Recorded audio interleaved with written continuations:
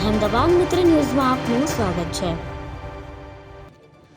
આણંદ જિલ્લામાં પોલીસ તંત્રની છબી ખરડાય તેવી એક ગંભીર ઘટના પ્રકાશમાં આવી છે। આણંદ મહિલા પોલીસ સ્ટેશનમાં ફરજ બજાવતા આસિસ્ટન્ટ સબ ઇન્સ્પેક્ટર ગીતાબેન દોડા અને હેડ કોન્સ્ટેબલ પુષ્પા ગરાસિયાને 1.10 લાખ રૂપિયાની લાંચ લેતા એન્ટી કરપ્શન બ્યુરોની ટીમે રંગે હાથ ઝડપી પાડ્યા છે। કાર્યવાહી બાદ પોલીસ બેડામાં ભારે ચકચાર મચી ગઈ છે। ઘટનાની વિગત અનુસાર ફરિયાદી વિરુદ્ધ તેમની પુત્ર વધુએ આણંદ મહિલા પોલીસ સ્ટેશનમાં એક અરજી કરી હતી। આ કેસના નિકાલ અને ફરિયાદીને તથા તેમના પરિવારને ખોટી રીતે હેરાન ન કરવાના બદલામાં એએસઆઈ ગીતાબેન દોઢા અને હેડ કોન્સ્ટેબલ પુષ્પા ગરાસિયા દ્વારા લાંચની માંગણી કરવામાં આવી હતી। લાંચિયા પોલીસ કર્મીઓ અહીં અટક્યા નહીં, પરંતુ તેમણે ફરિયાદીના પુત્રનું પાસપોર્ટ જમા ન કરવા માટે પણ લાંચના નાણાંની માંગણી કરી હતી। ભ્રષ્ટાચારથી કંટાળેલા ફરિયાદીએ તાત્કાલિક અસરથી એન્ટી કરપ્શન બ્યુરોનો સંપર્ક કર્યો અને આણંદ એસીબીમાં ફરિયાદ નોંધાવી હતી। આ ફરિયાદના આધારે એસીબીના અધિકારીઓએ છટકું ગોઠવ્યું હતું।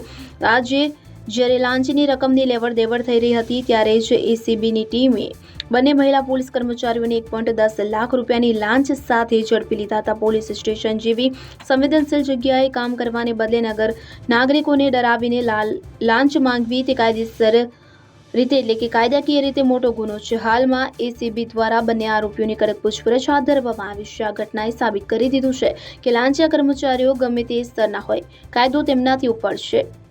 એસીબીની આ સફળ કાર્યવાહીને પગલે આણંદના નાગરિકોમાં રાહતની લાગણી પ્રસરી છે। હવે આ પ્રકરણમાં અન્ય કોઈની સંડોવણી છે કે કેમ તે દિશામાં પણ તપાસ તેજ કરવામાં આવી છે।